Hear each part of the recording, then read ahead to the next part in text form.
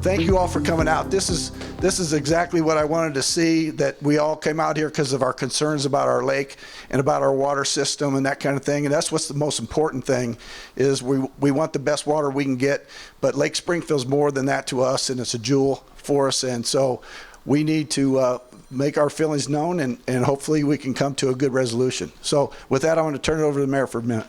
1 minute. Thanks, Alderman. Really, I'd like to echo what he said. Thanks for coming out, because we're here to serve you. And, you know, a lot of people talk about city water, light, and power. A lot of the discussion has been about electricity and what we're going through. But the resource for the future is water. You know, you can't live without water. So that's why this is so crucial, and why we're here to this point. I think everybody realizes, and Todd's going to go into it in a moment, is the lake turnover and how that impacts the drinking quality and what we can do to perfect that. But the resolution of my mind for our water resource is Lake 2 and moving that direction. That way we can take care of our main lake. And we appreciate all the property owners around the lake that live around the lake, as well as the clubs, because you help preserve that water resource that's really prevalent to any entity or any city. And for us, the quality resource of water, that's how you grow economically. So those communities that have a quality, quantifiable, reliable source of water are going to be the ones that grow in the future and are sustainable in the future, and that's what our main goal is. But a few housekeeping items. One is a sign-in information card. If you have any questions that you don't want to ask in public, you can fill that out and turn it in, and hopefully you picked up the FAQ, frequently asked questions, and that would answer some of the questions that were asked previously. We had a previous discussion at a homeowners association meeting here, and then also at city council, but that's what it's all about, trying to provide information so we can make the best decisions possible as we move forward into the future. But with that, I'll turn it over to Doug Brown. He's our chief utility engineer for City Water, Light, and Power, and he'll do the introductions, and we'll get started with the presentation. Thanks, Mayor. Yeah, we do appreciate everybody coming out tonight. You know, this is a touchy issue for everybody, but you know, as you'll see in the presentation, you know, our quality of water, we took a big hit last year, last fall, and you know, it's just for some, the taste and odor was just simply that they didn't want to deal with it. They wanted us to fix that issue. There's only so many ways that we can address that. So that's what we're going to try to present tonight. One of the options, which is the cheapest option, and then some of the other alternatives that we have. And I'll let Todd LaFountain, the Water Division Manager, start the presentation. We also have Mike Christensen here from IXOM. Actually the vendor for the circulators. So just be patient with us. And remember, you know, this isn't a foregone conclusion of what we're doing. It's just an option that's presented to the council. You know, they're going to have to weigh, I guess, you know, what the best options are. Some of the other options would require a water rate increase in order to pay for those options. The other option is to do nothing. You know, the event we had last year was one of the longest ones we've had, which is probably about 4 to 5 weeks. In the past, we've seen them maybe last a week or two. Personally, I only tasted the difference maybe about a week and a half, 2 weeks tops. So everybody's got some say in this, so hopefully we can answer most of your questions with the presentation, but feel free to stick around when we're done and ask away. Todd, you want to take it over? All right, yeah, thanks for having us out, everybody. We really appreciate the opportunity to present here. I want to take care of a couple more housekeeping items before we get into the bulk of the technical presentation. I got a few people I want to introduce to you. We're pretty proud of the water department that we do have here in Springfield. We've got some of the top type engineers and the top chemists and things of that. I mean, I would say that we are one of the top groups in the state, if not the nation. But anyhow, Dan Brill, can you stand up? Dan, most of you know Dan Brill if you're out, one of our 720 lake homeowners. Dan's been with us for 20 plus years and with the city for almost 30. He's really a big resource in trying to keep nutrients out of the lake. As I go through this presentation, what you're going to see is One of the key things is to keep nutrients out of the lake, and we're working super hard at that. If there's not nutrients in the lake, you're not going to have these algae blooms that are the topic of tonight's presentation. Kim Lucas is our superintendent of water purification. She's got over 25 years of water treatment experience. She's also got expertise in microbiology and chemistry. Mike Johnson, he's a licensed professional engineer, and he's our superintendent of water distribution. He's got a breadth of consulting experience, and he's been here with the utility for 10 years. So we really do have a top-rate water department, and we're proud of the product we provide to the public, both the city of Springfield and surrounding communities. And really, when I get into it, you know, we're trying to propose solutions to make sure that we deliver that A++ product 365 days a year, every year. So a couple logistical items. We're going to do basically about a 30-minute technical presentation. I'm going to take you through the first 15 minutes, and then Mike Christensen with IXOM is going to take you through the second 15 minutes. So at the end of that technical presentation, we hope that will provide you with a lot of answers to your questions, but then we'll open it up for questions, and we'll have an open Q&A forum. So, can I ask a question? Sure. What we're here to talk about the voltaic cells you're putting in the lake. We are. Well, then why are we talking about that? We will. Yep. Well, why are you wasting our time with this crap? It's an introduction. No, it's crap. Anyhow, so Voltaic cells. It's we, right down our throat, and you're going to talk about this crap. so what this is, that's a good segue to what this is, right? This is a two-way informational exchange, right? So we're going to provide some information, and we hope to gather some information from you, the public, and hopefully we end up with an improved project or a better project than we would have otherwise. So, What we want to talk about bullshit. so with that start, right, so with that start to the meeting, off on the right foot, right? This goes back to what our mission statement is for the department. You know, we're trying to deliver a product that not only exceeds all regulatory standards, but is of the highest standard for aesthetic quality. When we talk about aesthetic quality, we're talking about taste, odor, and clarity. So the issue we had last September had strictly to do with this aesthetic issue. So a couple technical terms we'll use tonight, and we'll use these repeatedly. Lake turnover, as the mayor mentioned. This is when we get these temperature differentials in the fall. The temperature falls and the lake intermixes or churns or mixes, you know, from the bottom to the top, I guess, throughout the full depth of the lake. It typically tends to stratify, but in the fall with the temperature changes, it does kind of churn or mix. So another technical term, cyanobacteria, what we're referring to there is blue-green algae. So these are the critters that cause the taste and odor. They do so by decaying and producing compounds called MIB and geosmin. Here in Springfield, when we have earthy, musty, dirty taste, our issue is almost always with MIB. Our conventional lime softening treatment plant is really effective at removing geosmin. So we're almost always talking about that compound called MIB.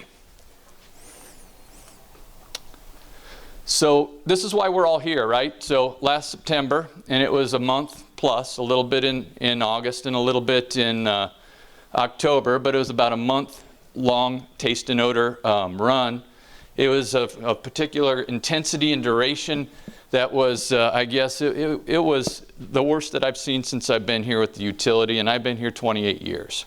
So that taste and odor run tend to seem to correlate with the lack of circulation provided by the shutdown of our 3 Dahlman units. I'll get into some of the treatment that we use to try to remove taste and odor at the water purification plant, but when the MIB levels reach certain levels in the lake, we can no longer completely remove that compound down below the human threshold. So that's why we had the issue. We were removing a lot of it, but we just couldn't get the levels down below the human threshold. So here you see a graph of the MIB levels. These are raw water MIB levels in Lake Springfield. We started taking quantitative data in 2018. So there's 3 or 4 years worth of data there. You can see every fall, so this is basically a fall issue, every fall we have a little bit of a spike in MIB. You can see over in the far right side there that last fall's issue was particularly onerous, right? So those are like 5 times the normal spikes in MIB in our raw water. So as I go back and think about that issue, right, you think, well, what changed in the fall of 2021? So it seemed like the temperature conditions, the environmental conditions were all about the same. There was nothing really out of the ordinary. The only thing that changed is that we had an increase in stagnation at the north end of the lake, particularly as due to the retirement of Dolman units 31, 32, and 33. When those units were in operation, we used to move about 300 million gallons of water a day. It's a lot of water. I mean, it really turned that into the lake over about every 2 weeks.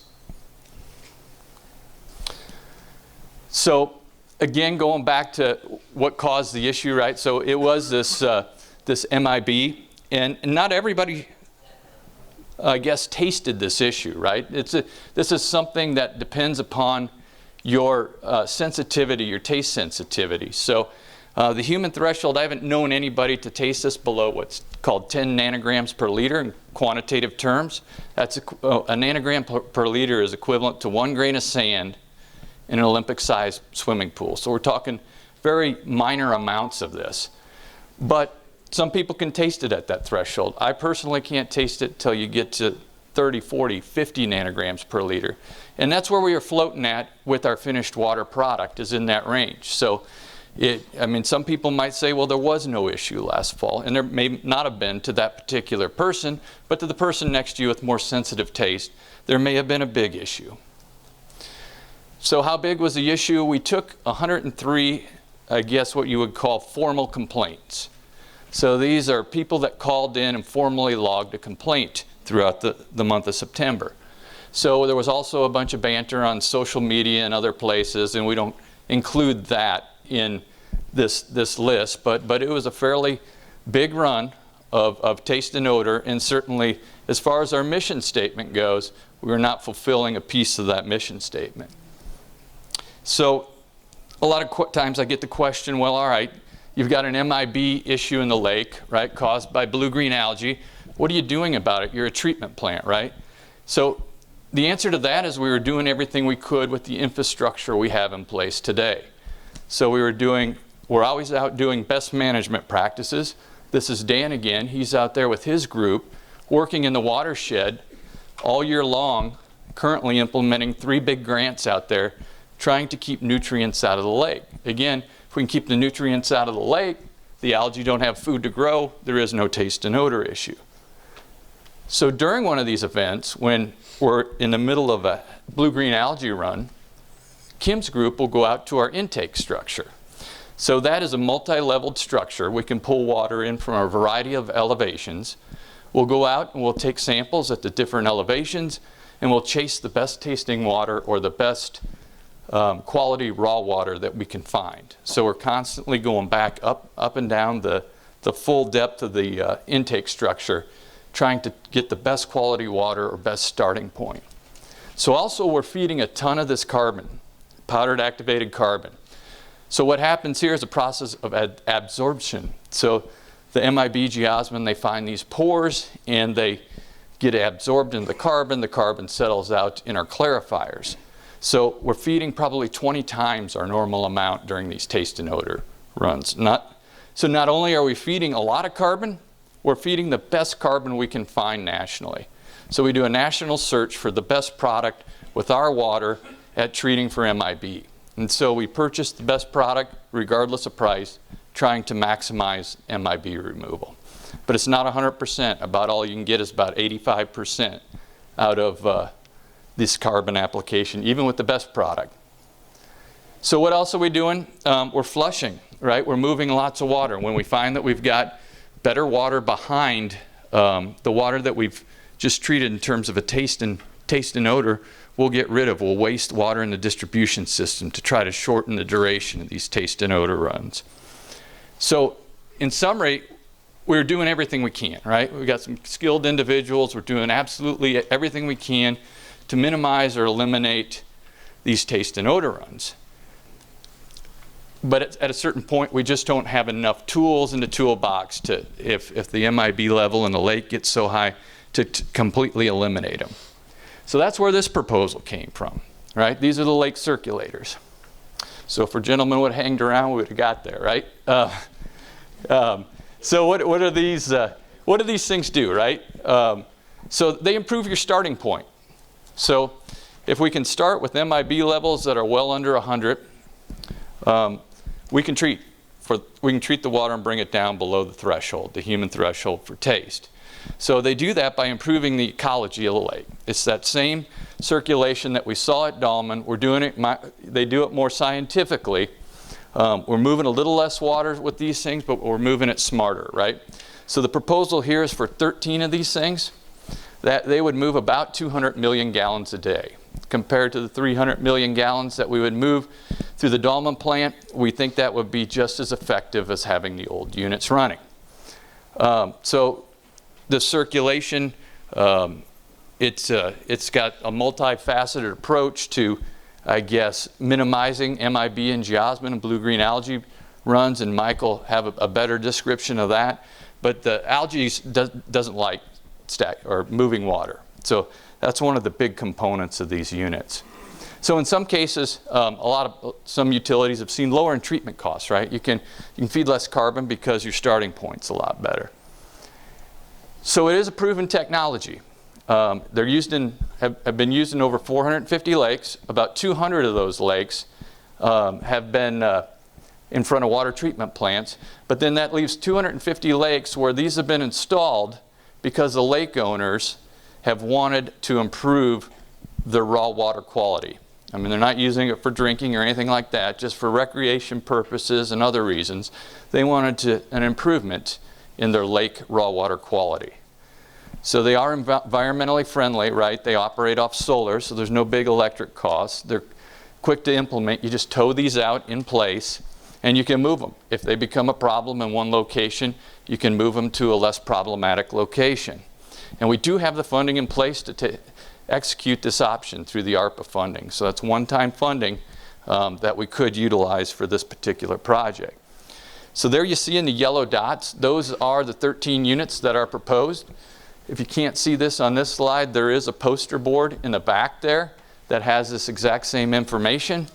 The proposed installations are basically from the north end of the Lincoln Greens Golf Course all the way up to the Spalding Dam. So here's a big question that we get is, what else can we do, right? I don't like the Solar B option or the circulator option. What else can we do? Well, there's always options, right? We can do a number of things. The problem with those options is that they're long-range options. I mean, they probably take 3 or 4 years to implement. We'd have to find a funding source, and they're major capital projects. They're $10 to $30 million projects. So one of the options is to construct a pretreatment basin to where the carbon has a longer contact time with the raw water. That's an effective method, but that one's up towards the top end of that capital expense, toward that $30 million figure. Some places have tried to implement a pretreatment oxidant. So this is in the form of like chlorine dioxide, some other chemicals. And it used to be standard place in the industry to do that. However, with MIB, it's shown marginal effectiveness, in some cases no effectiveness, and it has some side effects. It produces disinfection byproducts in the form of total trihalomethanes and HAAs. So those are cancer-causing agents. So other things that we could do, we could add a treatment train. Some of you may have done some research. You've seen ozone, UV, peroxide. Those are used in some installations. GAC, biologically active filters. We could do some resin-based technology. All of those would be major projects of high capital expense, And again, there are side effects with that. So some of the biggest engineering disasters in the water industry in my 30-year career have happened when some of these treatment systems have been rolled in without thoroughly vetting how they would affect your distribution system. So, you got your Flint, Michigan, you got your University Park, they went to a different treatment system. They've got a chemistry that's established out in their distribution system without fully vetting that. You start getting corrosion and other things. So pipe loop studies, long study, it would have to be a very long project to roll something like that in at the treatment plant. Another popular option that's been thrown out there is, why don't you just turn on the Dahlman pumps again, right? So there's a couple issues with that.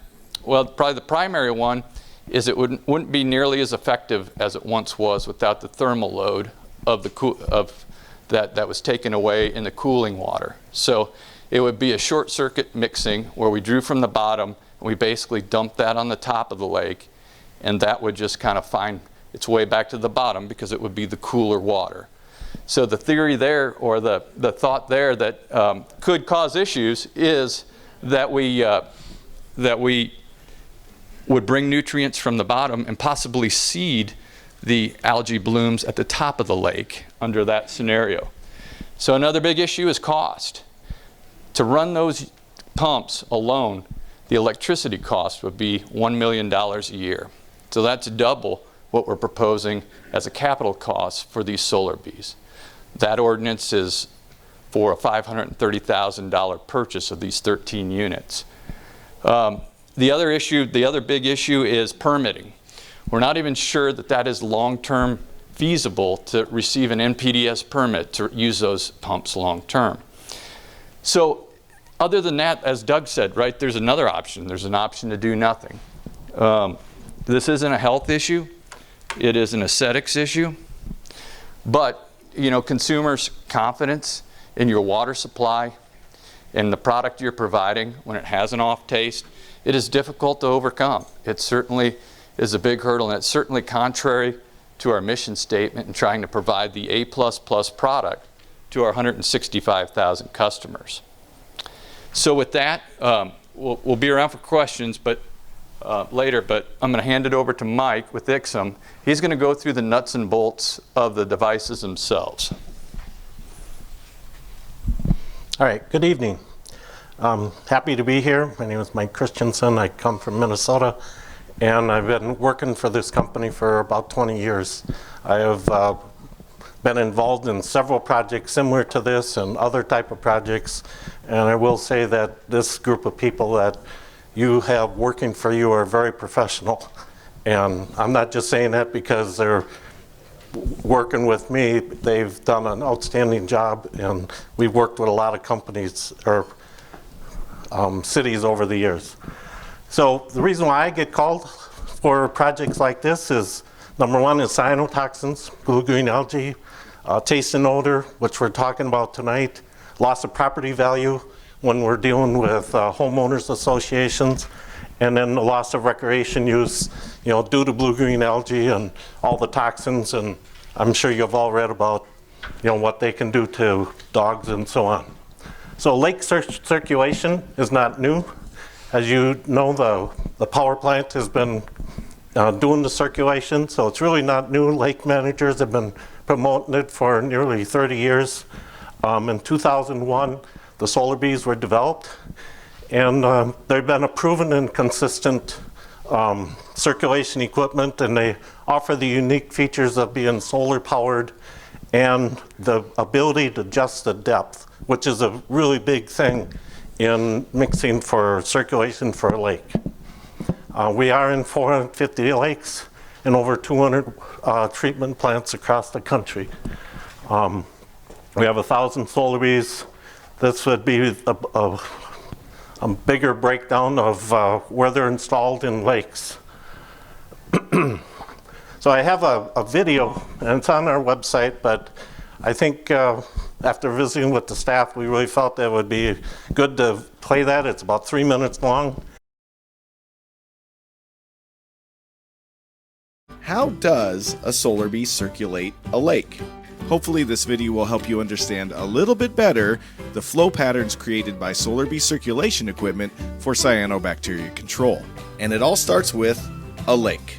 Lakes tend to form temperature layers in the hot summer months. Generally, every lake will quote-unquote split into two sections determined by a layer of water where a large temperature difference occurs. The layer where the split takes place is most commonly referred to as the thermocline. The water column above the thermocline is called the epilimnium and is warmer and less dense. The water below the thermocline is called the hypolimnium and is cooler and more dense. This is an important lake characteristic because the thermocline acts as a very significant barrier to mixing between the epilimnium and the hypolimnium. The good news for cyanobacteria control is we only have to focus on the top warmer water to be effective.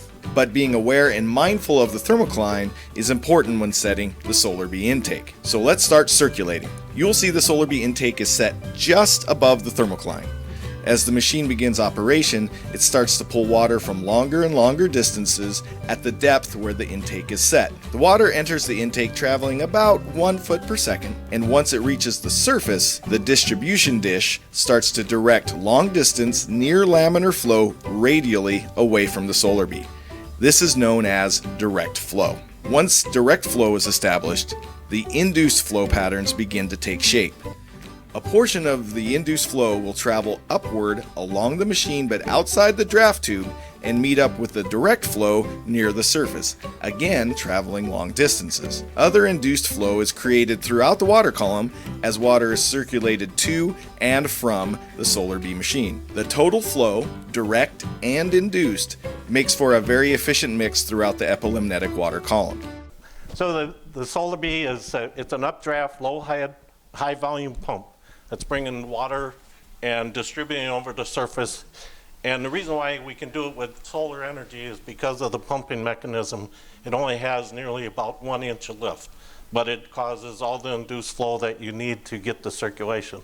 It is solar powered, it has a battery on it, so it runs at night, circulates up to 10,000 gallons a minute, and it comes with a 2-year warranty.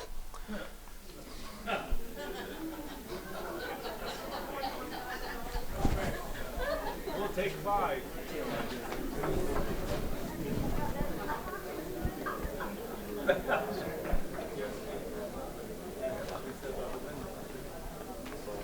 Can you play that one?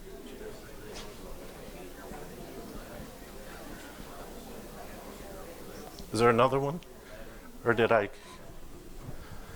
Or did? Okay. So, what's that? Okay.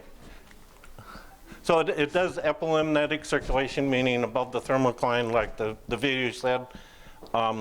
As far as the anchoring system, we put a 5 to 7 foot reach on the anchors, and this is according to what the Coast Guard uses for anchoring boats and so on. So it's pretty standard. This would be an example of the distance that they would be spaced between each other, and it's about a 1/4 mile spacing.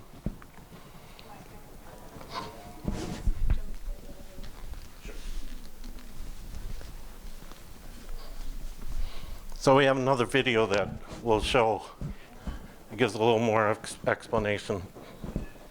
Next up, how does Solar Bee lake circulation help control cyanobacteria? Let's break down 4 likely mechanisms. Mechanism number 1, help the little guys outcompete. Mixing helps good small-celled green algae, diatoms, and beneficial bacteria remain viable all season long. These organisms tend to get a head start on their competition in the spring, but are subject to being dominated by cyanobacteria later in the season. With consistent epilimnetic circulation giving them a helping hand, they are able to better access nutrients and light all summer long. Good nutrients and good light set the stage for faster reproduction. Faster reproduction helps them outcompete cyanobacteria, but that's not all. These good green algae and bacteria are also the foundation of the lake food chain. Zooplankton eat good green algae and bacteria, fish eat zooplankton, and all nutrients quickly flow up the food chain. Fish are happy, fishermen are happy, and the lake water gets a whole lot better thanks to effective Solar Bee circulation. Mechanism number 2, bigger zooplankton are better zooplankton. Small zooplankton just aren't big enough to add most cyanobacteria to their menu. But with circulation and better movement through the food chain, zooplankton populations may increase significantly, not only in number, but also in size. The bigger the zooplankton, the more likely they are able to feed on cyanobacteria. And the more they feed on cyanobacteria, the more cyanobacteria is kept in check. It's been shown this mechanism is at least part of the answer for cyanobacteria control. Mechanism number 3, buoyancy disruption.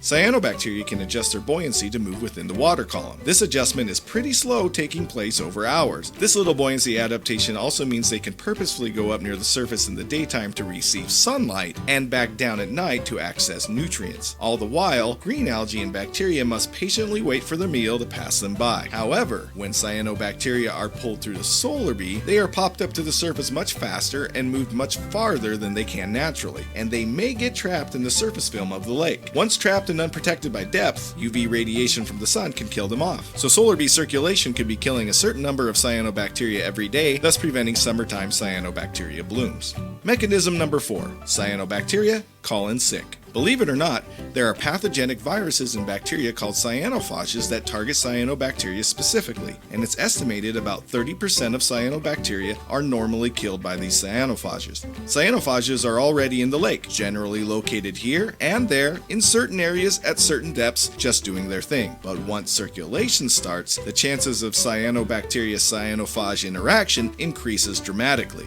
More interaction could mean more sickly cyanobacteria. More sickly cyanobacteria leads to less cyanobacteria, and all because of consistent solar bee circulation. It is worth mentioning a 5th mechanism based on plain old years and years of observation. Lake circulation works, and solar bee circulation has been one of the most successful strategies for cyanobacteria control since 2002. Solar bee has been proven over and over again in hundreds and hundreds of lakes and reservoirs across the United States, Canada, and the world. Also worthy of note, about 50% of solar bee projects are in all too important source water reservoirs for municipal drinking water plants. One thing is certain, when you effectively circulate the epilimnium of a lake, good things happen to your water quality and bad things happen to cyanobacteria.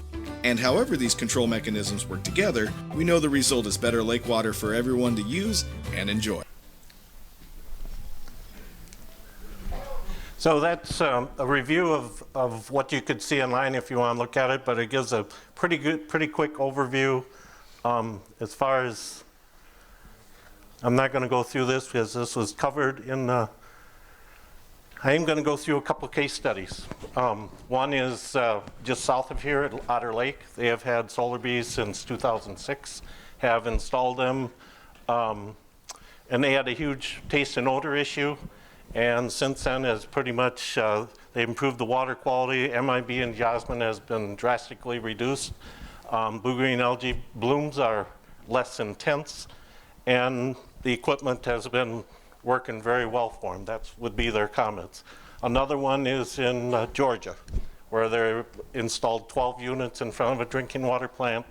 The main thing there, they had huge taste and odors, but they were also they reduced their chemical use by 250 grand a year, and lowered their activated carbon, which Todd was talking about earlier, and they were voted best water in Georgia. A third one is a little closer to here, is over in Des Moines, Iowa, and I'm just showing the graph of it.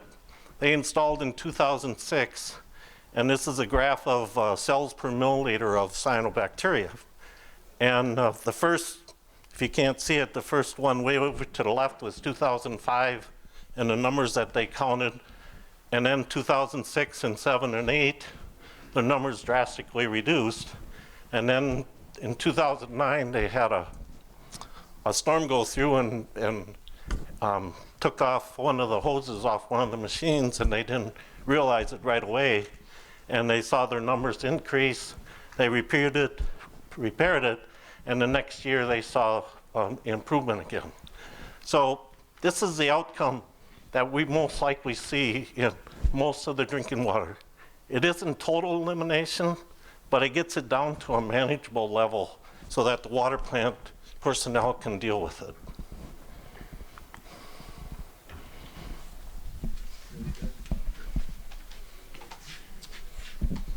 All right, so that concludes the presentation part of the night. I'm going to sit up here with Mike and Doug, and we're going to open the floor to questions.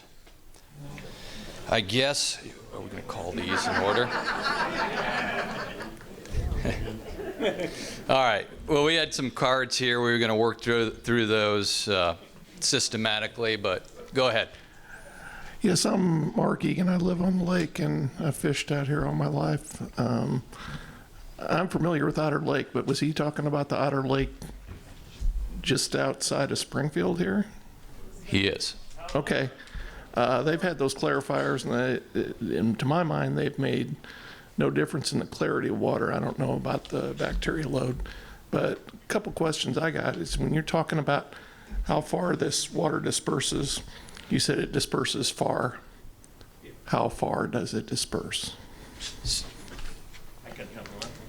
You want it?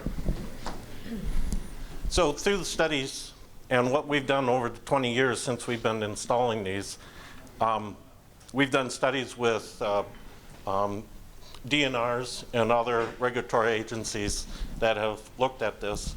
And the circulation pattern, because the fact that it's doing epilimnitic circulation, meaning above the thermocline, you can get long distance. And long distance is, you know, we have them quarter mile. Half mile, quarter mile, 300 yards. What are we talking?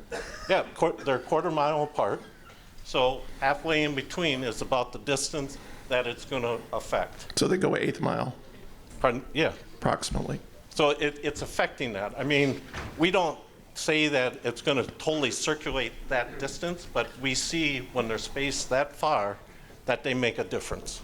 Okay, my other question is you got your nutrient load in Springfield is extraordinarily high compared to Otter Lake. The amount of inflow that you've got coming in is much, much higher. So, you know, November, you said, was when the major issue was. There's not people out running around in boats stirring the water up. Generally, if you take water and you stir it up, you're just stirring up a lot of sediment and crap and things like that. With the high nutrient load and a lot of water coming in, which you can get in the months you're talking about, how is that going to be able to clarify or, Right. you know, help the bacteria load when you've got, you know, huge amounts of rain coming through there and, you know, you can see it. You know, all you got to do is look over the dam. All right. That's all I got. Okay.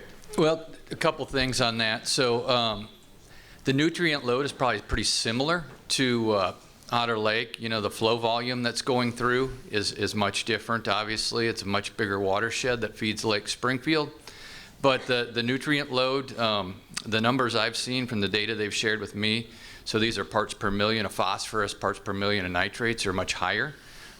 Their issue was a much bigger issue than us. They had a much bigger issue with taste and odor and MIB numbers and things like that. They would gladly accept, when they started their project, the 150 starting point that we have. The timing, this is typically an issue that happens late July. I've seen it late July through even mid-October. It's basically in that time period. And usually it happens when the lake starts to stagnate, right? The water level usually traditionally starts to come down in the late summer, and the lake sits still, it stagnates, and that's when you have the bloom. It's hard to gauge the exact timing because, like I said, I've seen it over the course of those 3 months, but that's where it's at. Yeah. Hope that answered your question. If I may, Yep. my name is Jim Patton. I live on the lake here. Thank you, everybody, for coming here. Mayor, thank you for coming. All you from City Water, Light, and Power, thank you, sir, for coming down from Minnesota. I have a question. How many complaints were there? 103 complaints about foul water, is that right? Those were what you formal said? complaints. There were many more complaints, but those are the ones that got logged into the system. Formal complaints, yes, Yes. I understand that. And how many people are served by City Water, Light, and Power with their water? So we have 52,000 metered connections, which serves 165,000 people. And you only have 103 complaints. Formal complaints, but Formal complaints. again, It was a big issue. I mean, it was all over Facebook. It was all over the news. It was a big issue. Well, I guess I've riled the crowd, but I didn't intend to do that. I understand thermal inversion. That happens every year. I understand parts per million. Thank you very much for your chemical biology lesson for us all, which was over the heads of almost everybody in this room, except for a few chemical biologists. But I just wanted to say that, you know, this happens every year. And I understand there are some people who are much more sensitive to the taste of the water, and I think that was illustrated this evening.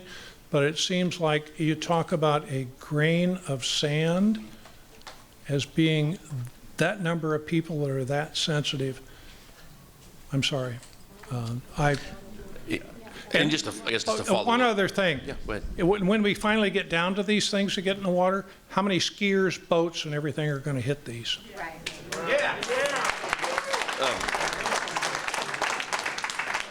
So, you know, we don't just look at the complaints for, you know, the official complaints that we received and those kinds of things, but we also have to answer to the city council.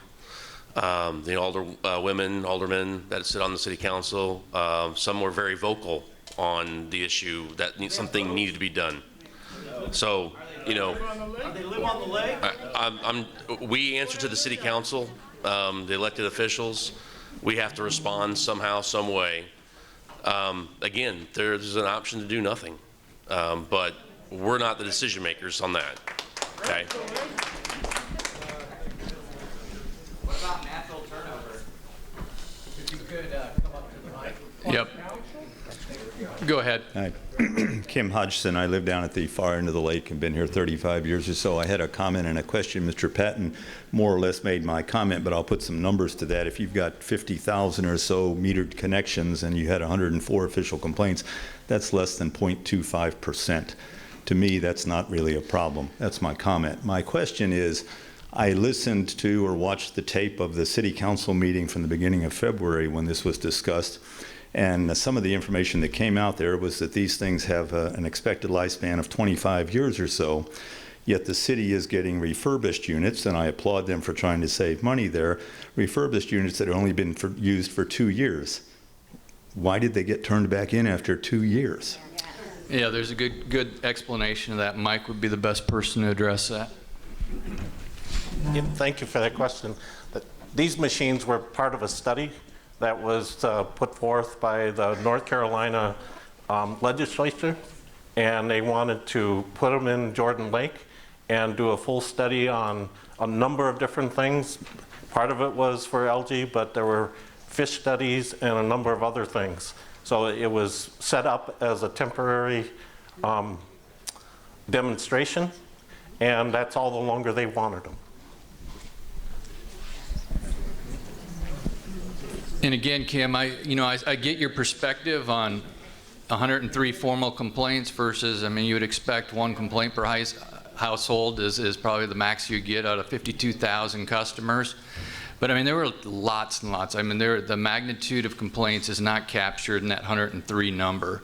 There is many, many complaints that were just informal and people didn't call. Go ahead. Hi, Mike Barton. I live here on the lake. I'll be honest, there's a lot of things about, I watched the presentation to the city council, listened tonight, and one of the things that bothers me is that there hasn't been a single one of you who have ever said one comment about any of the impact on any of this about us, about the people who live on the lake, who use the lake. Nothing. All you've talked about is the lake. And so what this sounds like to me, it reminds me of where we were at, Mr. Mayor, unfortunately about a little over 4 years ago, when there was this sort of behind the scenes, put something out, and we're going to annex all this property to the city of Springfield. And so, it doesn't, and then you had a public hearing, but it's just a PR stand. It's not because you want to care about and worry about the citizens and the people who live and use this lake. And it bothers me immensely that you don't seem to have any concern. You said it's aesthetic only. It's not a health issue. I personally saw and found nothing last year, but That's just me. So I'm one of those that had zero impact from the water last year. You know, and you haven't even looked at addressing the problem, which you've said is the nutrients. You're talking about coming down to the inland lake and trying to recreate something that has been done because the city has shut down the power plant. All right? But that's not addressing the problem. You're not out there trying to say, I know Dan and his crew have done great jobs at trying to prevent the nutrient, but you've all said the problem is the nutrients get in the lake. Why don't we put our emphasis on trying to stop that instead of coming down and making a change here? You said you've got pumps. One of the problems you said is the intake. Maybe you raise the intake to a higher level instead of pulling off the bottom. So you're pulling the warm water, exactly what this thing is doing. Maybe you don't have to run $300 million gallons a day. Maybe 100 million is the right number. You don't know what the right number is. You've admitted yourself you only have 4 years of data about this problem anyway. You don't even know if this is a problem or whether this is a 1 in every 15-year problem because you don't have the data. So there are alternatives you've got. You've got pumping plants, you've got pipes. You may have to change how they're configured. You may have to decide that you don't want as high of a number of gallons being pressed. So there are alternatives. Maybe you could find something to put at the upper end of the lake that as the water comes in from the ground, that would help find some ability to stop that. But instead, you're just coming out and proposing to take away probably the premier area of this lake. You're saying it's gone. All right?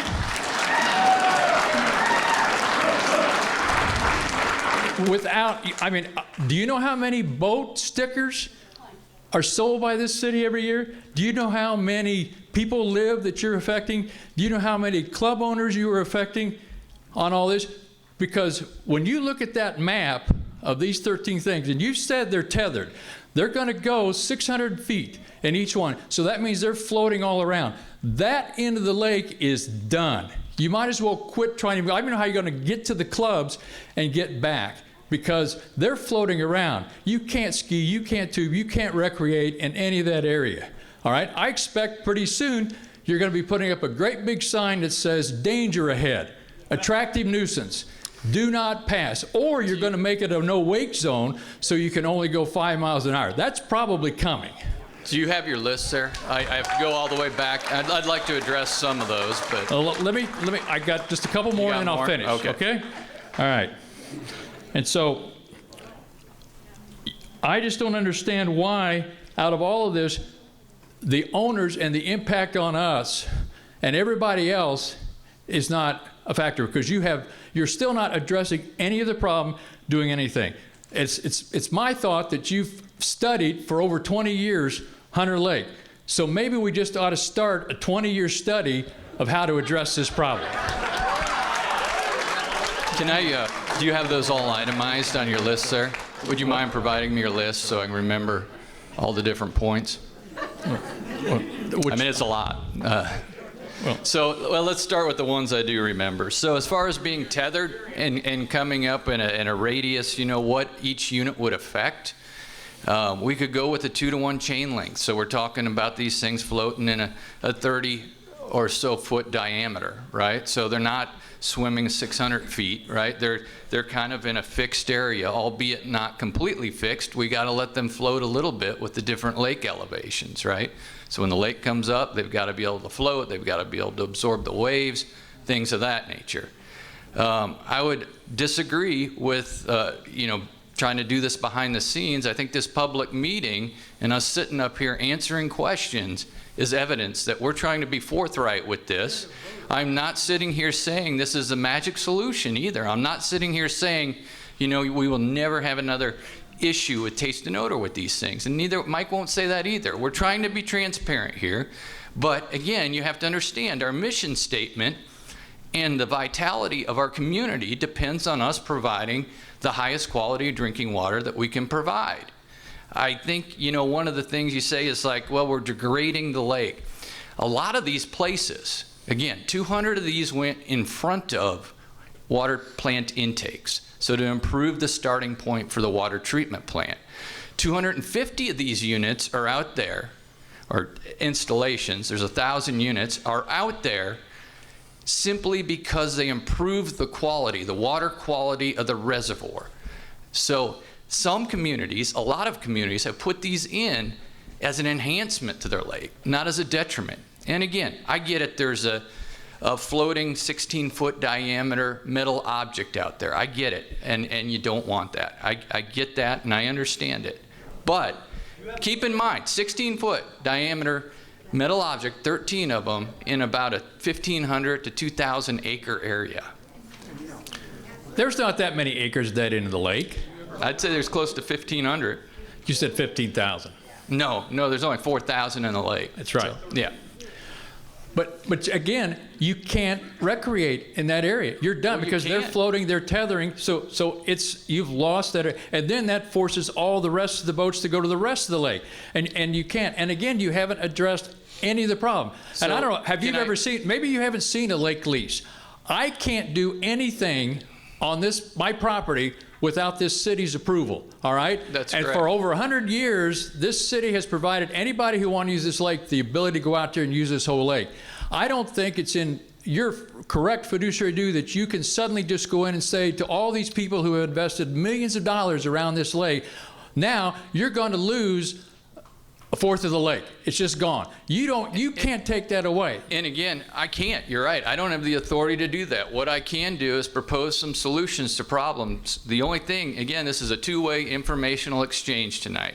It's not a decision-making body tonight, right? The only people that can make the decision on whether these go in the lake is City Council. That's right. So all we can do is propose solutions to an issue that we had last fall. But this and we public- thought it was a dramatic issue.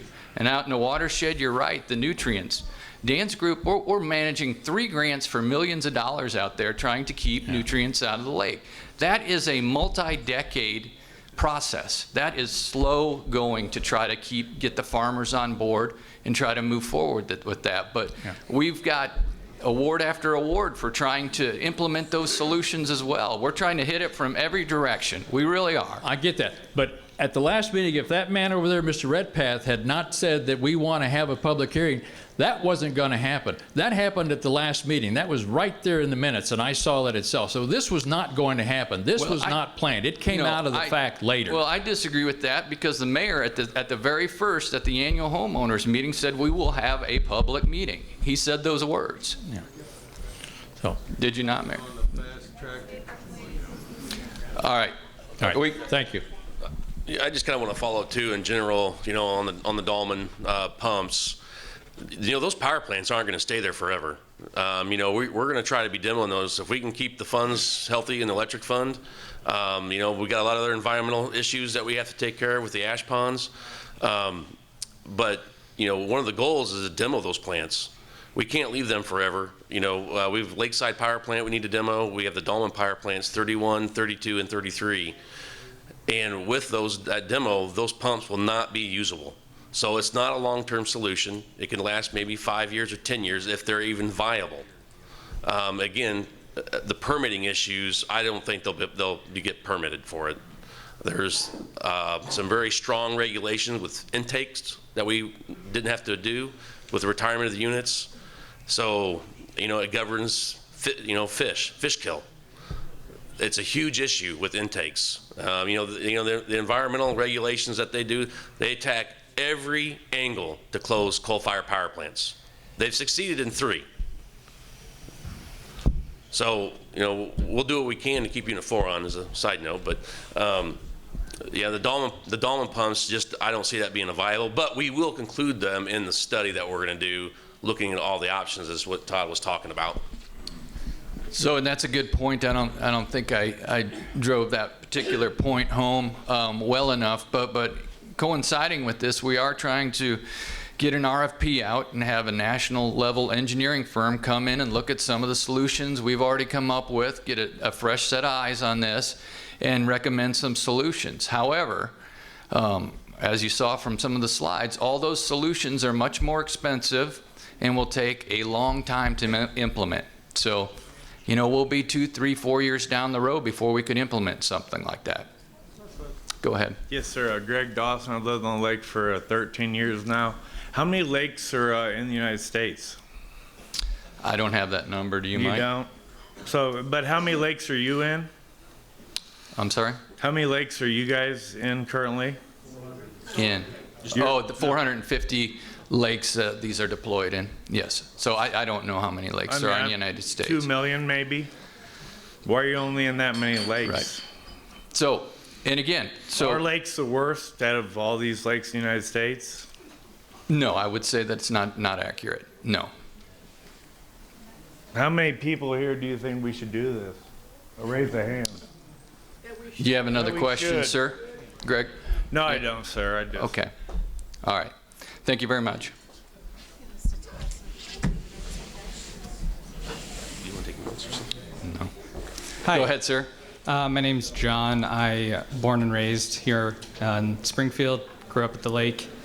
I just have a couple of questions. You mentioned a study done in North Carolina, and that's where these things are coming from. Looking up at that study, they removed these because they weren't addressing the problems in that lake. Granted, it was about 6 times bigger, but the legislators in that state, North Carolina, wanted to address the problems more upstream. So I would my suggestion, and I think it's underlying for a lot of people here, is that you want to see a lot more pragmatic study of this proposed solution rather than jumping into it this year. Maybe get some more data a couple years, and if we think that it actually needs to be implemented, then do it. My other question is that growing up here in the mid-2000s on this lake, I'm well aware of a lot of accidents that have happened, especially people my age growing up. I think we all know the stories of people hitting things in the lake and getting seriously injured. I want to know what the city's planning on doing about protecting the safety of people on the water for these things. And also, speaking as an attorney, I just see a liability and a lawsuit waiting to happen. So that's my question, the safety.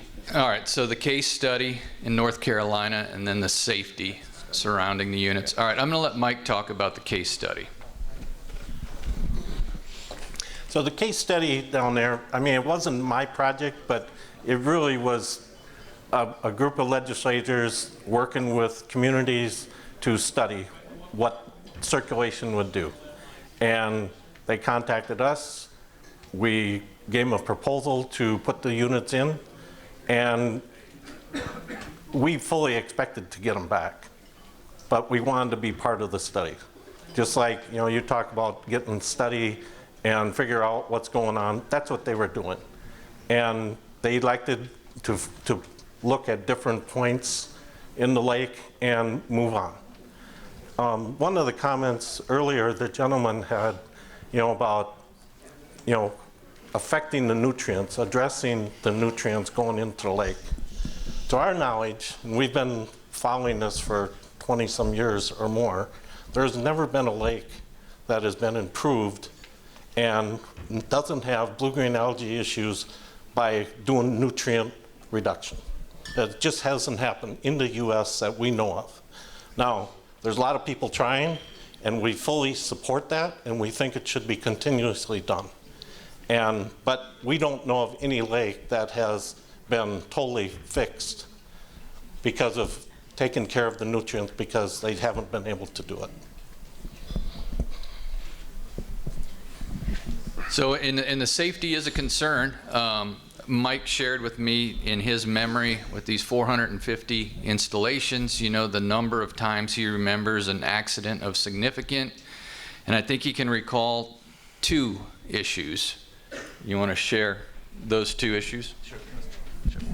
Yeah, I know of 2 issues. One was a grandfather was out fishing with his grandsons, and they were fishing next to a solar bee, and they were working on lines and so on. He had started his motor because they were going to pull out and move to a different spot. And for whatever reason, his grandson distracted him for a little bit. And he didn't look forward before he had noticed the boat had pointed right at the solar bee, and he cracked the throttle before he looked forward. That was one. The other one happened on a lake where I was described to me as somebody having too much canned courage and decide to take a joy boating across the lake and hit a unit.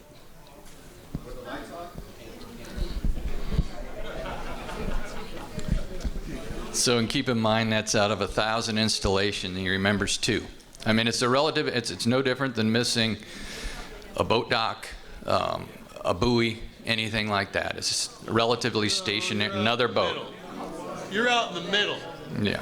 You're not on buoys on the edges. We are at boat dock on the edges. You're putting them in the middle. We are at 1/3, 1/3 across the lake and then 2/3 across the lake. Yeah.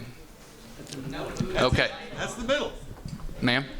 Yes, hello. My name is Susan Gleason. I live on the lake. I have to respectfully disagree with Mr. Christensen's characterization of the Jordan Lake incident. I've got an editorial here I found on the internet. Wasted money and wasted time of the Solar Bee experiment. $2.5 million. Not to just see what would happen, but to fix the problem. Did not fix the problem. Vermont Department of Environmental Conservation Review, dated January 2019, similarly, the 2 authorized solar bee circulation installations in Vermont were unsuccessful at demonstrating an improvement to water quality, no discernible benefits.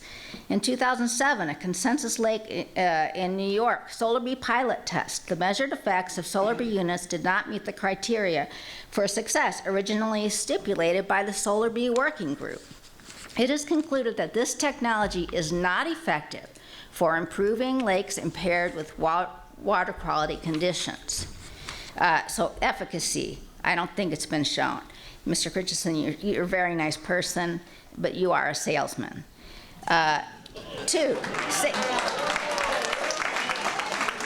but my biggest concern here, besides wasting money, is these appear to be several hundred pounds and have sharp edges. And I'm worried about the kids on the tubes. They're going to swing into it, they're going to lose an eye or something worse. And there's nothing worth that. Or they're going to come undone.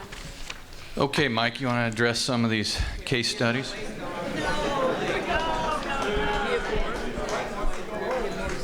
I just have one more thing to say in conclusion. I really feel these are unsafe and unproven. I would ask that we see if the problem recurs this season, make sure we don't spend money until we know it's necessary, and if it's necessary, then spend money on something we know will work. That's all.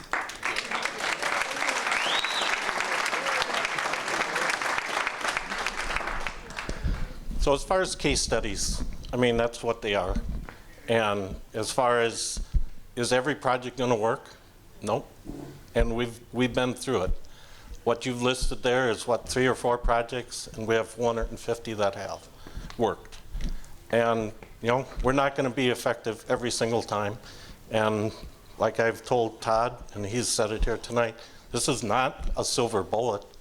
It makes a difference in every lake that it's put in. But just like there's probably 100 people here, there's 100 different thoughts on where they want the lake to be at. How clean do you want it? How much are you willing to accept? And that's what happens in every community. So if we're going to be 100%, you know, I probably wouldn't be standing here because I'd probably be doing a whole lot more business. But, you know, we just try and be partners with communities. We're not here to be adversarial. We're here to present a product and be part of what's going on.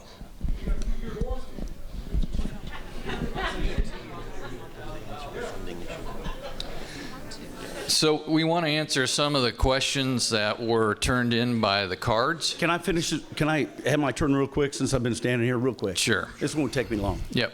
Okay. John Brewer, live on 32 South Hazeldale, been there 2 years. Been on this lake since I was 4 years old. My father took me on a sailboat. Been sailing on this lake my whole life, almost, since 7 actually, okay? Been ice boating on this lake since I was a kid, 26, okay? Ice boating. Most people in Springfield don't even know that lake actually freezes, okay? So there's a small amount of people might have a problem, but what my problem is that I wake up every morning when my granddaughter comes in from St. Louis. I get on my Supra, 1989 Supra, take her for a tube ride, okay? And I get outside my wake zone, and I go across the lake all the way down to the dam. I'm not really paying attention about exactly where I'm going ahead of me. I'm kind of watching her in the rearview mirror, making sure I don't throw her off. Now I've got all these big giant buoys out there I'm going to have to actually drive around. So you will ruin my experience with my granddaughter. Second of all, I have been drinking this water, not even through the sink, drinking it out of the lake since I was a kid. When you sail, the rope gets wet, you put it in your mouth, and you steer with the other hand. So I've been drinking this water my whole entire life.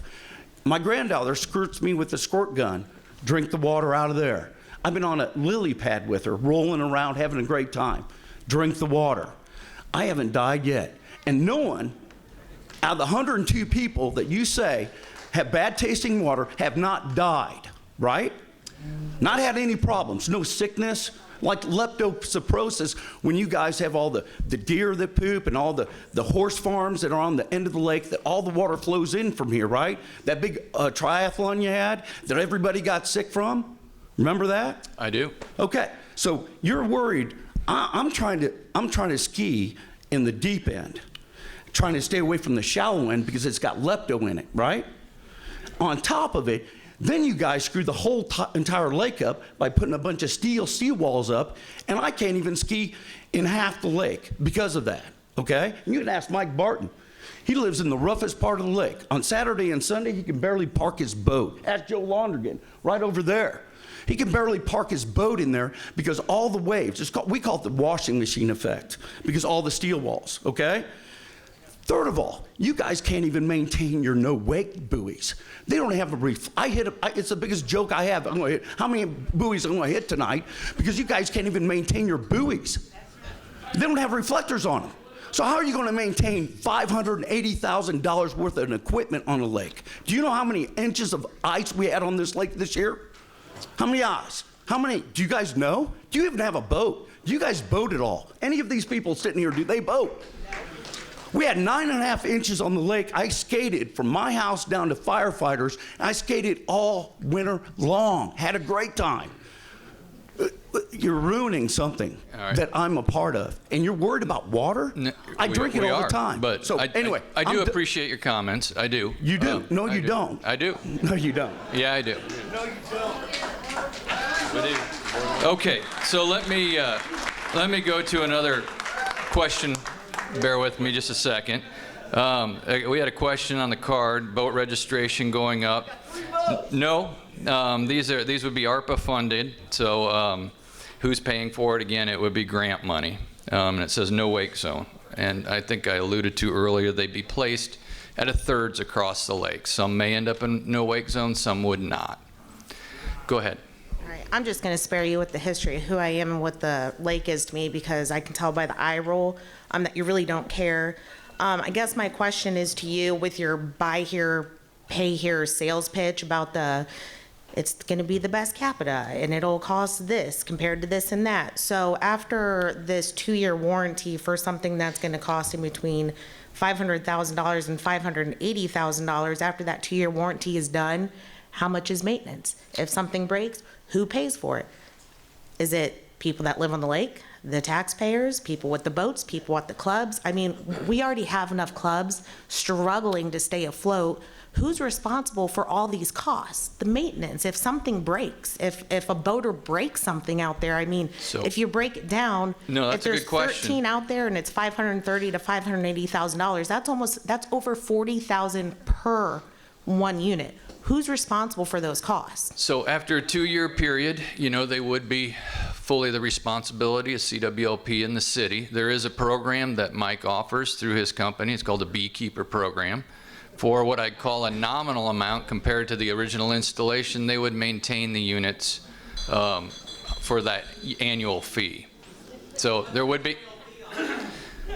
Mike, you got an estimate for a Beekeeper Program? Like per unit? Right now, Beekeeper Program per unit is like $1,500, $1,600 a year. That's That includes everything. It takes care of, basically, if something goes wrong with the machine, we come and take care of it. So you're telling me that something that's going to cost a little less than $600,000 only has a $1,500 maintenance fee per unit? And Per that's unit for 1 times year. 13. Yep. So it's what's that? 15 grand or So a something. $40,000 unit has $1,500 per year. Yeah. Okay, and then how much was the example that you guys used, which was it, the Otter Lake where the hose disconnected and they didn't realize it and their levels went up? Whatever lake or body of water was that, were they out of their 2-year?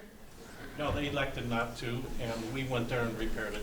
What were the costs for that? You know, that's been 12 years. I don't know what the cost was. Okay. Thank you. Answer here. No, most of them are all the same. We've already answered Okay. stuff. You're up. Good evening. Good evening. My name is Jill Lika. Hey, Jill. I live on the north end of the lake. I've been there for quite some time. Thank you for holding this public hearing so that we have an opportunity to come and provide input. I actually do have a couple of questions that I'd like to ask first, and then I'd like to share a couple of thoughts, some of which are repetitive of what others have said. But first of all, as I understand these, they're solar powered. So has anyone looked at the number of days of sunshine that we have in this particular place and the location of where these solar bees are going to be to see if there's enough solar power in a normal year in order to, for these things to do what they're supposed to do? Mike, you want to handle that one? Yeah, we've done a lot of study on that, and we have 4,000 of these installed around the country. We have them in Michigan, all over the northern part, in the southern part. And actually, it'd be interesting, you might be interesting that Florida sometimes doesn't have as much solar energy as the northern part of the states. So to answer your question, how much are they going to operate? They're going to operate 98% of the time. Okay. And that has been over the last 15 years of that we've monitored our equipment. And that's based on your experience generally, not looking at the sunshine here. Is that correct? It actually It's a yes or no question, sir. We don't have a problem with it running here 98% of the time. Okay, so that's a guarantee. You're going to guarantee that it will operate 98% of the time. Sure. Okay, Yes. thank you. So as my neighbor, Mr. Brewer, alluded to, the lake often freezes here. And so will these solar bees function when the lake is frozen like it has been much of this winter? We have these units installed in lakes that freeze every year upwards of 30 inches. And do they continue to operate while the lake is frozen? The majority of them do. Some of them have frozen, Okay. and it doesn't affect the machine. It doesn't hurt the machine. And in this climate here, we haven't noticed any that have not operated. I'm talking about ones that are in Canada or the northern U.S. So you have studied them in lakes that have the exact same demographics as the lake here, and can guarantee again that the freezing of the lake here is not going to impact their operation. Well, what normally impacts that is the amount of snow. If you have 15 days of snow that compact onto a solar panel, you know what? It probably won't run at that time. Okay. All right, thank you. And then I've heard you say that these are going to be 16 feet in diameter or 16 inches in diameter? Feet in diameter. And then there's some area around them where we're not going to be able to recreate, as the gentleman earlier said. Is that correct? What is going to be the distance that boaters so and it's just the swimmers? distance that you would have to stay away from actually physically running into the equipment.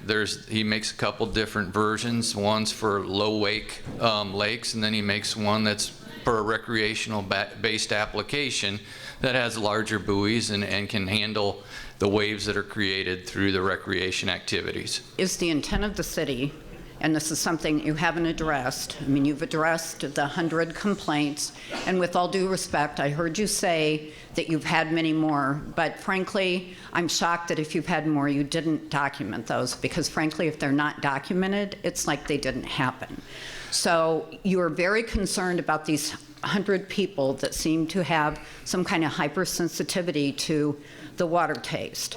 But yet you have failed to address for all of these people here exactly how these solar bees are going to affect their ability to use the lake.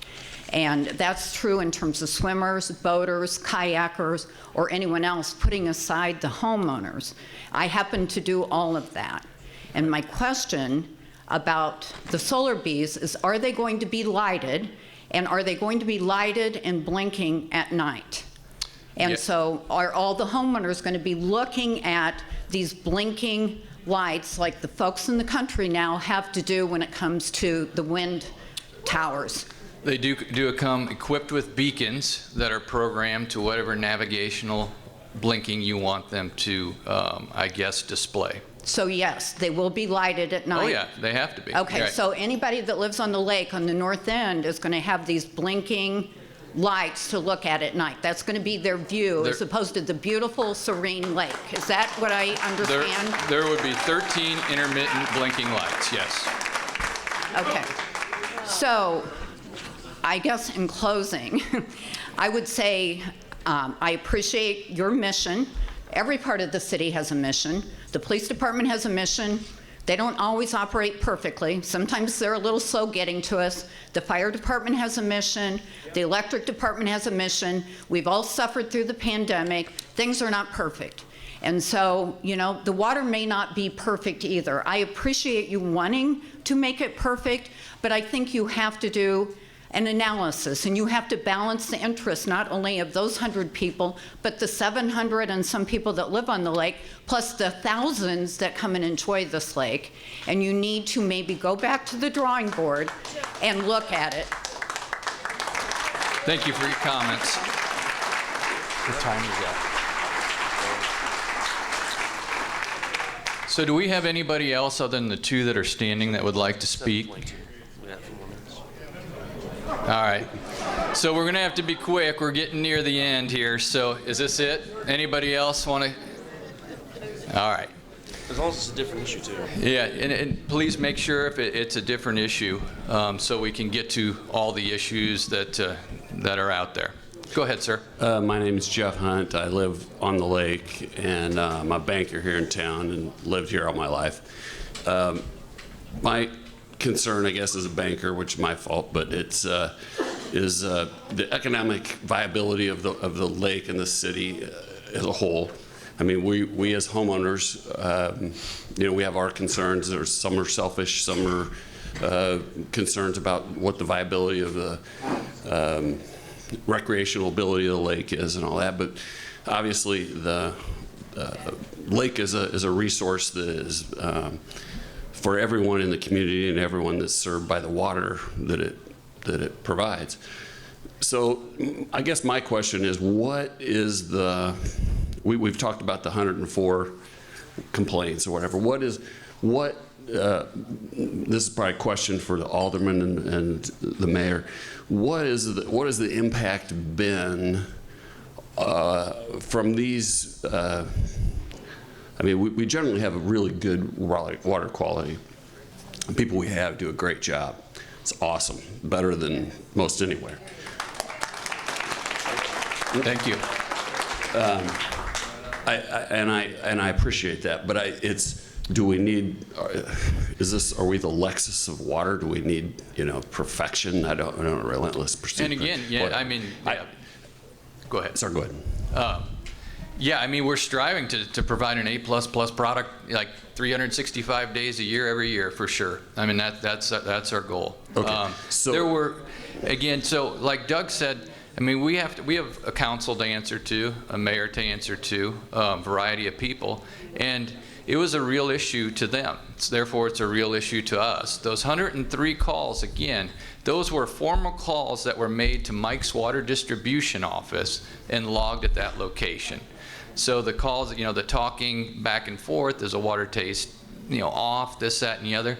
I mean, that is just a small amount of the total, I guess, disgruntlement with that month of product. Right. So, I understand it's not maybe a whole representation of the complaints, but to my, that's why I'm directing this to them. Okay. What has this been as an impact as far as development,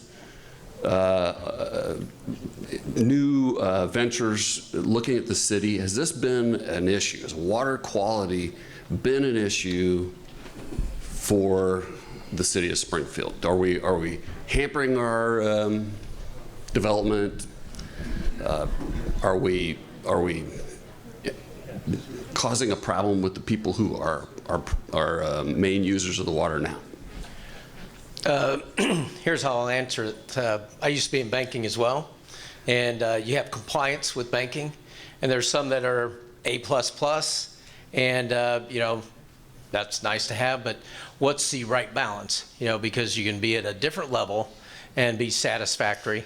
But with regards to development, ask Chatham what it did to their development. I mean, it tanked it. Basically, they were really growing by leaps and bounds. They should never have left the city of Springfield. I think there's a lot of regret leaving the city of Springfield because of their water quality. So it does have an impact, but that's what this is all about. We're trying to figure out what's the best solution. And so, we've heard about we'll take a look at the Dolman units. Can you actually do that? The circulators will be part of this discussion. As Todd said, we'll take a look at other alternatives, and there'll be a vetting process. So that's why it's important to have all the comments that are coming forward. We really appreciate it, and we're going to document it as much as possible and put it out there for everybody's interest. But the 103, everybody gets caught up on the number. You should look at they weren't exact addresses. Those were areas all throughout the city, and we've heard about it, whether it's different parishes, different neighborhoods. It is all throughout the city, and it impacted different areas differently. I live out here at Lake Crest, and I didn't notice it, but others had, and but it had been impacted across the city. And what we don't want is an acceleration, and so that's what it's important about the data, and we cannot ignore it. I mean, so I don't think doing nothing's the answer, but really you have to, before we go forward with the solution or what we think is the best solution, we have to vet it out as much as possible and put our money where our mouths are, right? Because that's what it's all about, is what's the quality of water that we want to provide each and every individual in the city. Appreciate that research, and I think that's important. The question, I think, is what is the bottom line on this? What are we seriously impacting the people, developers coming on, businesses moving to the city? Is this something that's going to change that? We have good water quality now. It's been a fairly minimal amount of impact. I don't see it being a major issue. I think we have so many other issues to address, taxation and such. This does not seem like an issue. Yeah, the bottom line is we want quality water. I mean, that does drive it. That's the bottom line. So, okay, so we've lost none, basically. We've lost no development. Is that what you're saying? I mean, I'm asking. Well, the development's not the issue. I think the development, the question is the quality of water. And so we all say we want healthy water, right? And that's what the engineers say. This is healthy water. But when someone when someone drinks it and it tastes foul, I'm not going to drink it. Decatur I'm going to still drink exists. bottled water or something else. But it's up to each individual. So in answer to your question, really it comes down to the water quality for the end user and what's the importance of that. And so that's what we're trying to supply it to the best level possible, as Todd had said. But it all comes with what's important. So what the real question is, what everybody's asking, are we going to do this project or not, right? Isn't that what you're here to hear? No, that's what the real issue is that we're here tonight to discuss. This is an alternative. It's not the one we've decided on. This is what we're trying to vet out, just like anything else. And so this is part of the process. But with regards to the water quality, if you're talking, does water quality matter to developers? Yes, it does. Are we to the point where it's impacted Springfield? No, it hasn't. Did it impact Chatham? Yes, it has. But with regards to moving forward, we want to make sure that we provide quality water that everybody would enjoy and deserve. Appreciate that. All right, thank you. Hi, my name's Julie Sexton, and we're Can you step up to the mic, please? My name's Thank you. Julie Sexton, and we're pretty avid boaters. We boat every single weekend that we're out here. We're lake members. And my question is, it's a solar unit. Does a solar unit work off of battery? Yes. It does. What type of battery does it have? What type of battery? Yes, what type of battery does that solar unit have? The battery that we use is a Concord battery made for military use, and it's totally encased on the machine in stainless steel, and it has a corrosion-resistant shield around it. Okay, so what protective, other than your military grade, are you protecting us from that leaking into our water and affecting our environment, our water itself, and our health, and our way of living on the lake? How can you protect that and guarantee that? You can't. You know, we have more than, like we said, 1,000 units in lakes across the country. Compared to the hundreds of thousands of units of lakes around the country. You have a handful compared to the thousands and thousands of lakes. I love my lake, I love my life, and I do not want you disturbing it with putting poison in my water. Sir? Long-time listener, first-time caller. There you Sorry. go. You knew that was coming. Hey, you got a joke to lighten the mood? Anything I could do. Thank you all for coming, Mr. Brown, Alderman, Mayor, everybody. I'm a Springfield businessman, and I look at this as a problem that is wondering whether or not we need a solution. So if I was looking at this and I'm going to say, you know what, Lake Springfield's looks like a big giant road. And it looks like we have some potholes we need to fill. Now the question is do we really want to go out there and just sort of like see what we're going to do about it, maybe play around with it and just keep filling the potholes as it keeps getting worse and worse and worse? Or are we going to take a long-term effect and say, look, what's the best thing we can do for our city? And financially, I know we've got a lot of money that's burning a hole in our pocket. We all want to buy a really new shiny toy, because that's what I keep hearing when I hear, oh, we've got this new money coming from the federal government. We can spend it. That's nifty. Great. Let's spend it on something else. Because truthfully, I think we have 4 years of data. We have no idea if this event is 1 in 50, 1 in 100, or 1 every other. And I think personally, if the city knows that this is a problem in the future, I think you need to take it as a PR moment to say we need to get out in front of it and tell people, hey, we could possibly be having a problem. We don't know how serious it's going to be. If you have some funny taste in the water, it's the same thing we've been through before. It's not going to be here forever. It is not a quality issue. It is a taste issue. It's just a perception issue, and help the people to understand it better. And then we can say, look, we're still collecting data on it. And once we have good, solid data for more than 4 years, I mean, we have one event. Oh my gosh, we had one event. Let's just see what happens.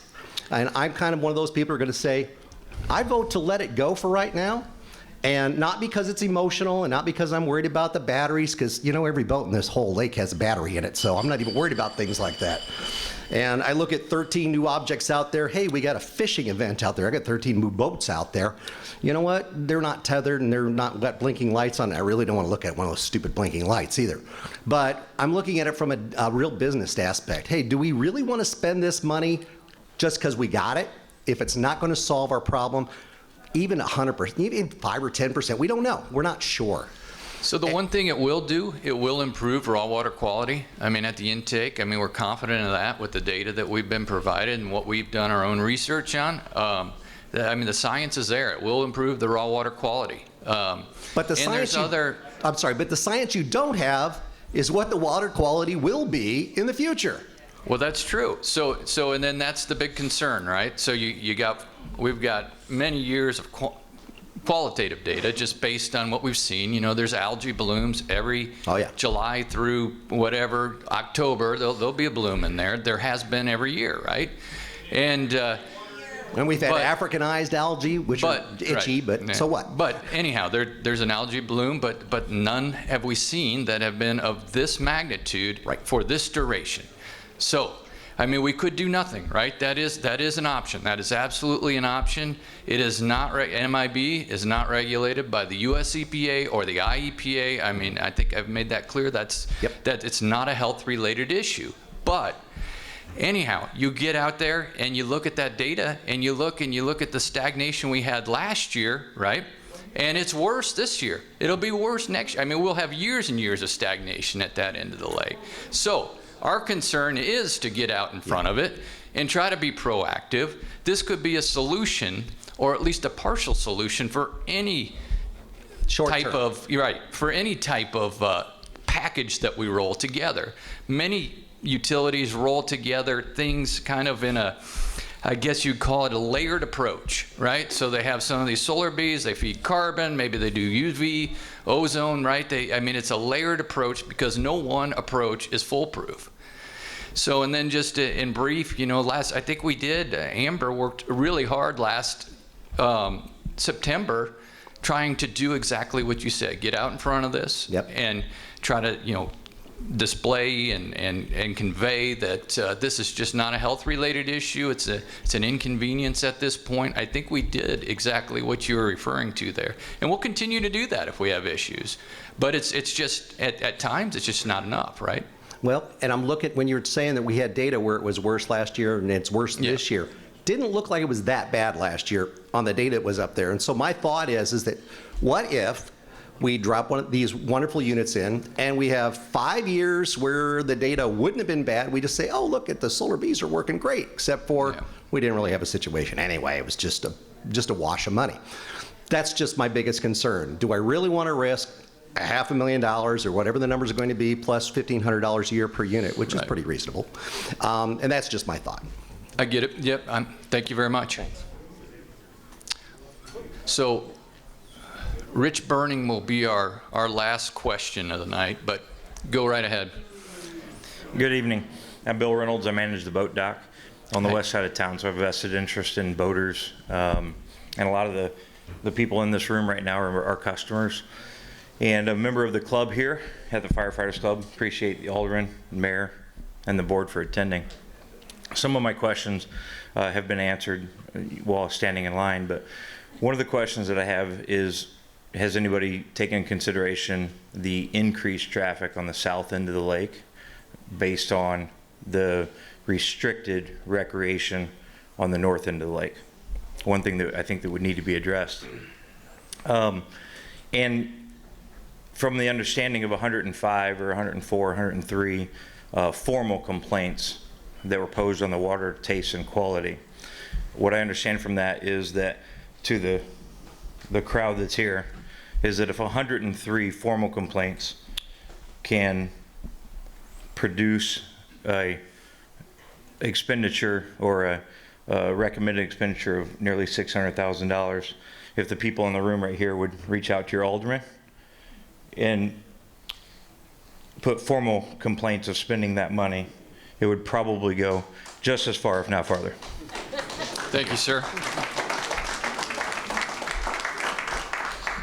Yes, $1,500 is your estimate per unit per year to maintain them.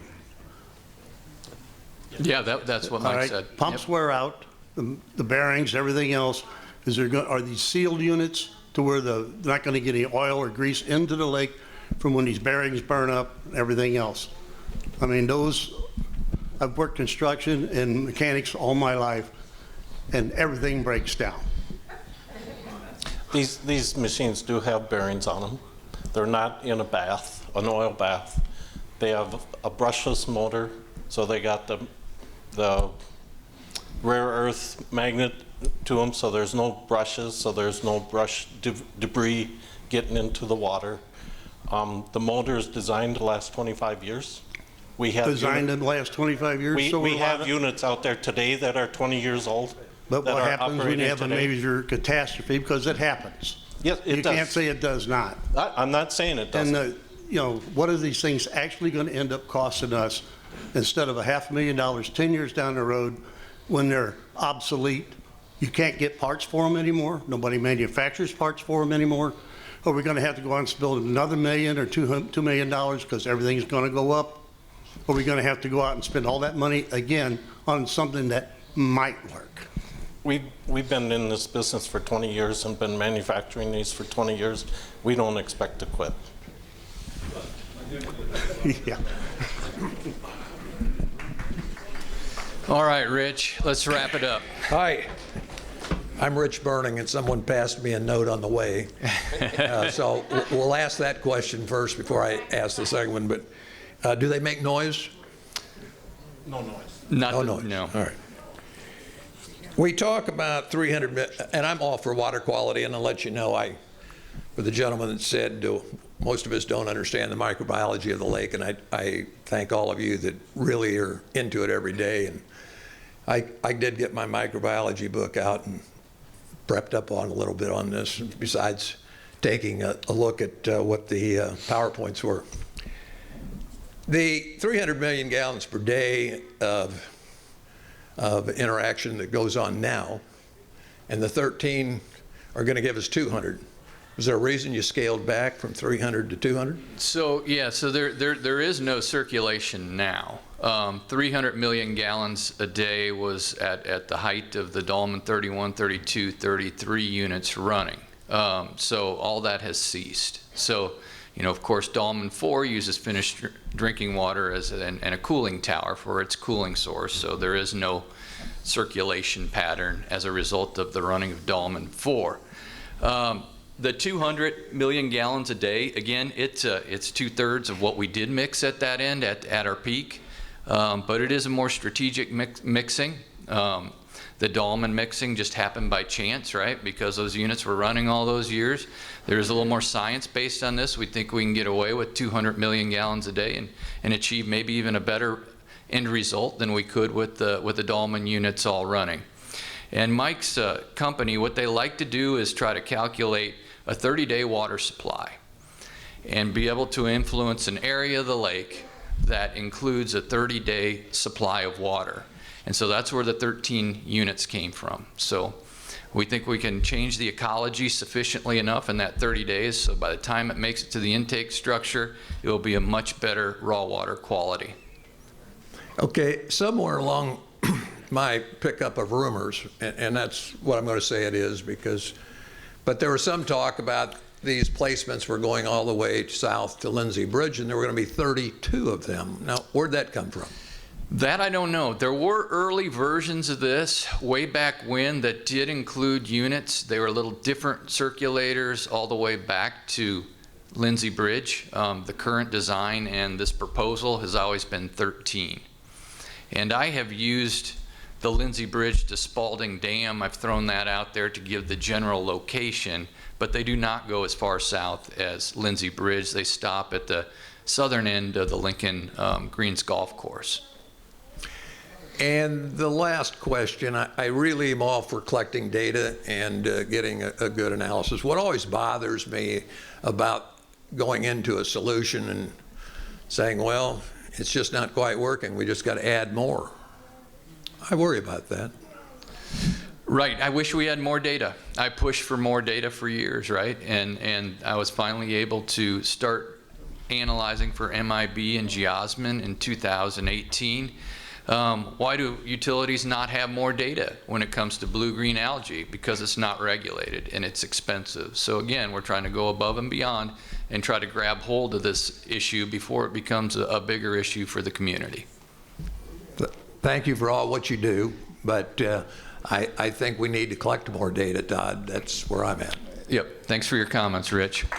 So, in summary, I want to thank everybody for coming, and I want to conclude with what the mayor had said, is that there is no contract with IXOM Watercare, right? That these units aren't under contract. This is all still being debated. We think we've done it right. We came out to you with the information we had. I mean, some expressed that it was too much science, this, that, and the other, but we wanted you to have as thorough understanding as you could on this issue. And we wanted to hear the tough questions, right? We want to factor that into our decision making. But At any rate, we do take the recreational aspect, the Lake Springfield, seriously. We do. But we also take our primary duty of providing a high quality water to 160,000 customers very seriously. So we are trying to balance the two, and we're really trying to do what's in the best interest of the city. And I hope through the whole meeting you could see some semblance of that. But thank you for your time, and I appreciate it. Thanks. Well, good job, Todd. One thing I will wrap up before I turn it over to Alderman Redpath. When we came into office in 2015, one of the things CWLP did not do well is get out in front of things and talk to the public. And you can see by Todd's demeanor tonight, he's a genuine person. He gives you the straight answer. He listens to tough questions. We're going to take the questions and answers and put them on the website so there's clear understanding and no misunderstanding of what we're trying to accomplish. And we're not going to rush to a solution. We're going to vet it out as best as possible, collect data, and move forward as with that best possible solution. So we really thank you, Todd and Doug and Mike, for being here and sharing your insights. And with that, I'll turn it over to Alderman Redpath. But one thing that should be true from this is we care about each and every resident in Springfield, and that goes for the people around the lake. My history around the lake was with my grandparents. That's where we first started, and that's where I first knew the lake as a young boy. And you know, I live out here, so. What's that? Our taxes are a lot higher. Yeah. Well, that's one real quick on the property tax thing. Two things. I'll say with property taxes for the city of Springfield have not gone up. We've maintained it since the 1980s. What has gone up is the equalized assessed valuations. That's handled through the county. And someone mentioned annexations. Well, I've had a lot of people say thank you for the annexations because it's the first time the roads were being done in 30 years. And that's not acceptable. So that's what we do in Springfield, but where your taxes went up is when there's a loophole in the state statute that allows annexed properties to be retained by the previous township. So those of you that live out at the lake, you might have Woodside Township, I think, might have taken a referendum and retained you when we try to annex, and you would have received the tax benefit of going to Capital Township, which is within the city of Springfield. But instead, Woodside Township retained you as property taxpayers to them, even though they don't provide services to you. So that's something we hope to change within the state legislature, but that will take legislative action to change, to dissolve the township and give you a tax rebate. But that's one of the initiatives we're working towards. But with that, again, thank you for coming out, sharing your insights. And if you didn't ask a question that you want to, feel free to go to springfield.il.us and submit it that way. But thank you again, and here's Alderman Redpath. Thank you, sir. Thank you, Mayor. Just a final couple comments. You know, these guys have to take tough questions, and you got to realize that they are doing the best they can. But you know, I brought this. I got this tabled. Put on it back in committee at the city council because I wanted to make sure that we all had a voice. We were surprised that when it first came up because it happened at the annual meeting where the mayor and I were here, and we found out that I didn't know about it. And be honest with you, and I know they were in the works looking for a solution, but I didn't know exactly what they were looking at. So the bottom line is that they're trying to figure out a solution. I'm not for this solution. I'm going to tell you that right now. I'm going to be opposed to it. But again, if we do the analysis, if we do the research for the next year and it goes back up, then we got to make some decisions. And is it putting 13 circulators through the lake? I don't know, but hopefully I'm hearing from different people from around the country even calling me and saying, you know, this works here and this works this way, and we're gonna look at a whole bunch of different solutions. But right now we just wanted to make sure you got the information on what this is about, and as the mayor said, we have made no decision. This is up to the city council and the mayor to make the decision, and we're going to make a decision here. I would think soon we'll come up with some ideas. So thank you again for coming out, and yes, ma'am. Can you tell me, is it on the agenda coming up? It is still in committee. I believe we might bring it off next Tuesday to talk about it, but I can't tell you how that's going to go. But I can tell you that I've been talking to a lot of council members, and I don't think they're all for this proposal either. So we'll see what happens. All right. All right. With that, thank you all for coming, and drive safe.